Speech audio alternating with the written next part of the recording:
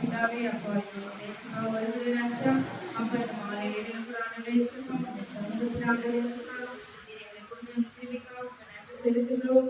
அப்பா உங்களுடைய வார்த்தை கொண்டு நாங்கள் பேசும்போது ராஜா எங்களை மறைத்து நீ பேசி புரிஞ்சுக்கு நன்றி ராஜா.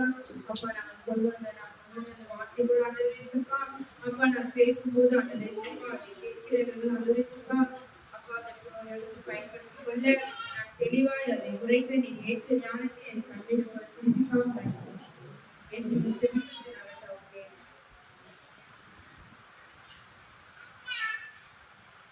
கர்த்தருடைய கர்த்தர் கூட எனக்கு இந்த வாய்ப்பு தான் சொல்றேன். நான் வந்து புத்தியை பத்தி புத்திய ஞானத்தை பத்தி எடுத்துக்கிட்டேன். யாத்திராகமும் 31:5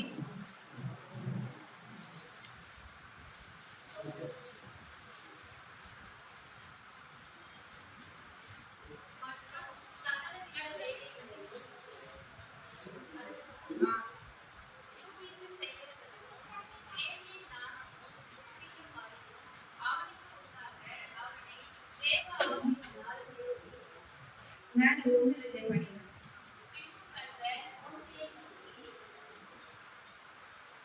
நான் யூதாவின் கோத்திரத்தில் ஊருடைய மகனான ஊரியின் குமாரன் பெசேயனை சொல்லி அழைத்து விரோதமான வேலைகளை அவன் யோகித்து செய்கிறதற்கும் பொன்னிலும் வெள்ளியிலும் வெண்கலத்திலும் வேலை செய்கிறதற்கும் ரத்தினங்களை முத்திரை ஒட்டாக வெட்டி பதிக்கிறதற்கும் மரத்தில் சித்திரை வேலைகளை செய்கிறதற்கும் மற்றும் சகலவித வேலைகளையும் யூகித்து செய்கிறதற்கும் வேண்டிய ஞானமும் புத்தியும் அறிவும் அவனுக்கு உண்டாக அவனை தேவ ஆவியினால் ஏற்பினேன்.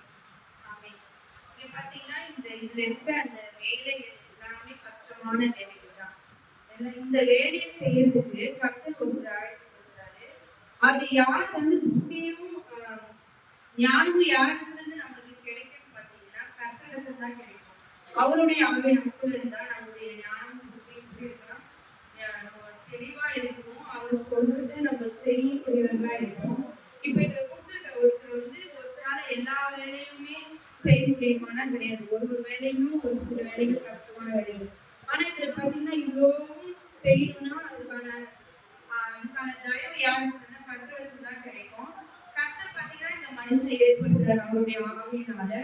எல்லா வேலைகளையும் செய்ய சகல வேலைகள்லாம் எவ்வளவு நிறைய இது வந்து தெரிஞ்சிருப்பாங்க. அப்ப சகல வேலைகளும் செய்யணும்னா கர்த்தருடைய தயவு நம்ம இடத்துல இருந்துச்சுன்னா அவருடைய ஆவியினால நம்ம நிரப்பப்பட்டிருந்தா நம்மளுடைய புத்தி ஞானமும் எப்படி இருக்குன்னா எல்லாமே தெரிஞ்சுதான் எல்லா வேலைகளும் செய்யக்கூடியதா இருக்கும். அது மட்டும் இல்ல 1 சாமுவேல் 18:5 அதுல இதே யோசனை தான் இருக்கு.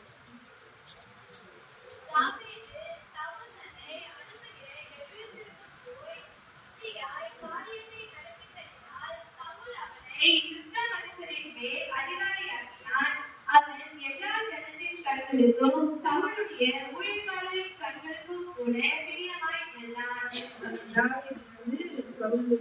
சவுல் சொல்லுகிற எல்லா காரியங்களும் எப்படி இருந்தானா புத்தியா அதை நடப்பித்தான்.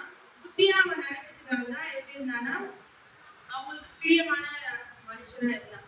ஒருவேளை புத்தியும் ஞானமும் இல்லாத கர்த்தருக்கு கீழ்ப்படியாம நம்ம இருந்தனா இப்போ நம்ம வேலை செய்யற இடத்துல கூட நம்மளுக்கு ஓனர் நம்ம வேலை செய்யும்போது நம்ம ஓனருக்கு நமக்கு ஒரு காரியத்தை சொல்றாங்க. ஆனா நம்ம அவங்க சொல்றபடி செஞ்சாதான் நம்ம வந்து அவங்களுக்கு பிரியமானவங்களா இருக்கும். ஒருவேளை நம்ம அவங்க சொன்னதை செய்யாம நம்ம இஷ்டப்படி செய்ய மாட்டோம். அதே மாதிரிதான் நம்ம வந்து கர்த்தர் நமக்கு சொல்லுவாரு நிறைய காரியங்களை வேதத்தின் மூலமா. புத்தியும் ஞானமும் எப்படி வந்து வளரும் அப்படின்னு பார்த்தா நம்ம வந்து படிக்கிறதுனால வேதத்தையோ நம்ம ஒரு விஷயத்த கத்துக்கணும்னா நம்ம அதிகமா அதை வந்து படிக்கணும். படிச்சு அதுல இருக்கிற விஷயத்த கத்துக்கணும். அப்பதான் நம்மளுடைய புத்தி எடுத்துமா ஞானம். அது மாதிரி வந்து நமக்கு மேல இருக்கும் நம்மளுடைய நமக்கு சம்பளம் கொடுத்துருவோம். அந்த மாதிரி இருந்தா நம்ம அவங்களுக்கு கீழ்படிஞ்சு அவங்க சொல்கிற எல்லா வேலையும் நம்ம செஞ்சோன்னா புத்தியா நம்ம எப்படி இருக்கோம்னா அவர்களுக்கு பிரியமானவர்களா இருக்கும். கர்த்தருக்கு அது மாதிரி கர்த்தர் நம்ம சொல்கிற எல்லா காரியங்களும் செவி கொடுத்து கேட்டு நம்ம அவருக்கு செவி கொடுத்து அவருடைய சொல்ல கேட்டு அதன்படி நடந்தனா நம்ம எப்படி இருப்போம்னா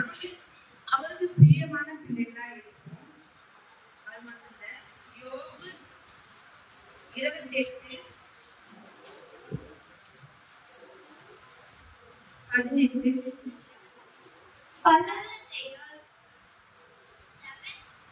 வணிகத்தையோ அத்தோடு ஒப்பிட்டு பேசலாகாதே. புத்தகங்களை பார்க்கிலும் ஞானத்தின் விலை உயர்ந்தது. 20 இப்படி இருக்க ஞானம் எங்கிருந்து வரும்? புத்தி தங்கும் இடம் எங்கே? அது தேவனுடன் சகவாசம். மனுஷனை நோக்கி, இதோ ஆண்டவருக்கு பயப்படுவதே ஞானம், பொல்லாப்பை விட்டு விலகுவதே புத்தி என்றார் என்று சொன்னார். ஆமென். மனுஷனை நோக்கி இதோ ஆண்டவருக்கு பயப்படுவதே ஞானம், பொல்லாப்பை விட்டு விலகுவதே புத்தி.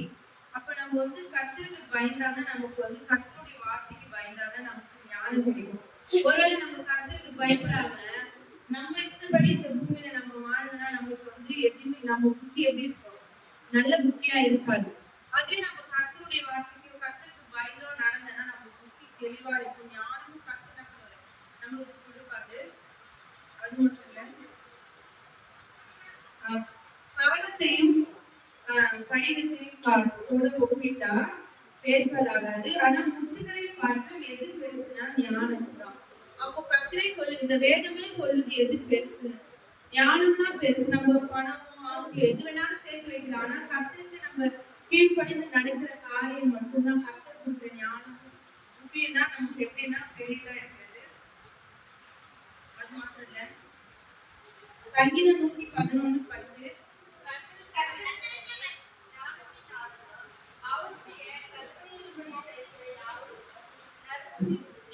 அவர் புகழ்ச்சி என்றென்றும் இருக்கும்.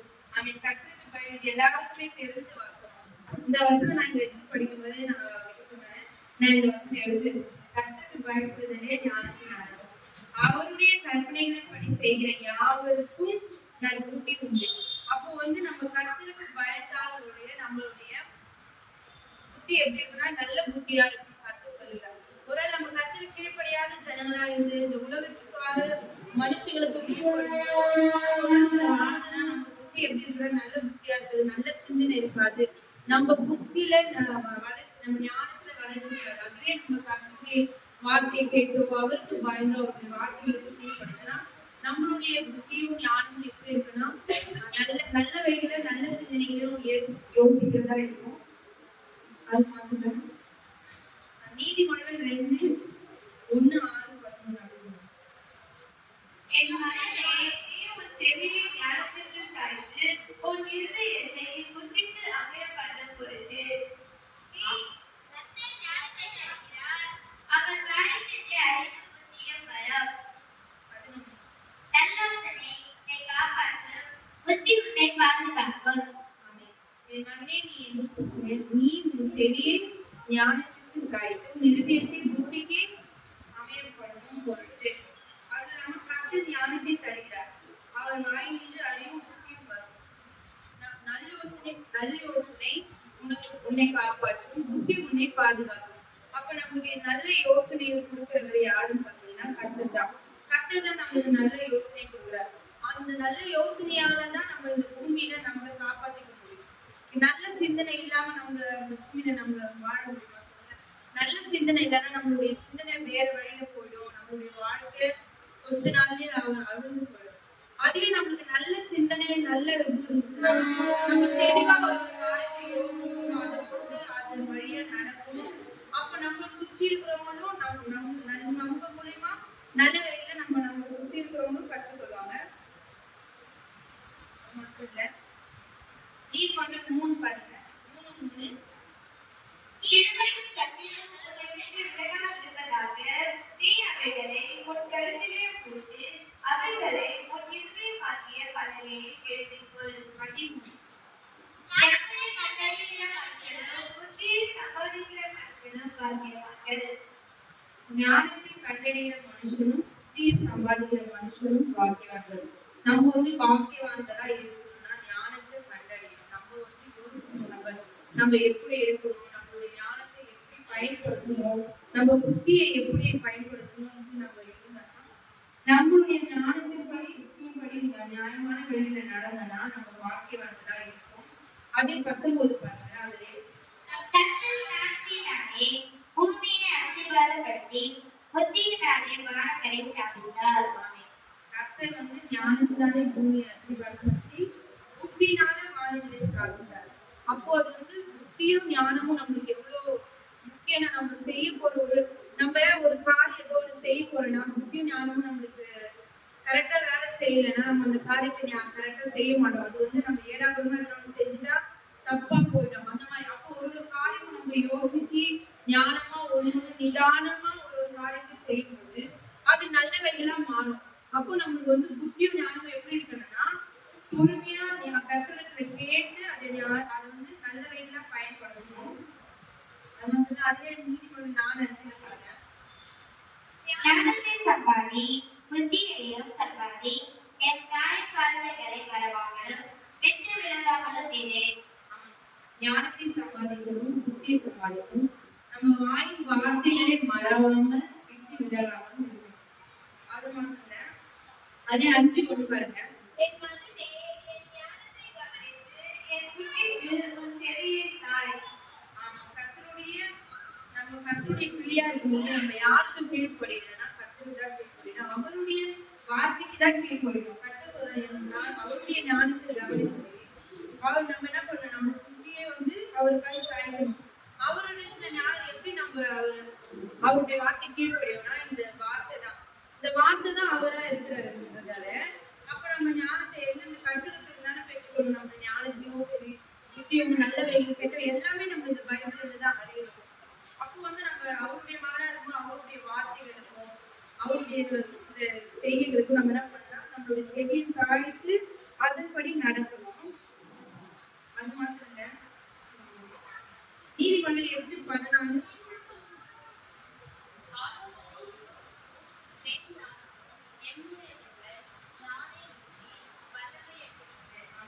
ஆலோசனையும் மெயினானது யாருதான் கர்த்தருடையது. அவர்தான் நமக்கு கொடுக்குறாரு நல்ல சிந்தனைகள், நல்ல ஞானம், எல்லாமே உண்மையானது வந்து கர்த்தருடையது மட்டும்தான். அப்போ நம்ம அவருடைய வல்லமையும் அவருடைய இதுவும் நம்ம பெற்றுக்கொள்ளலாம். கர்த்தருடைய வார்த்தையை வேணும். 19:8 பாருங்க.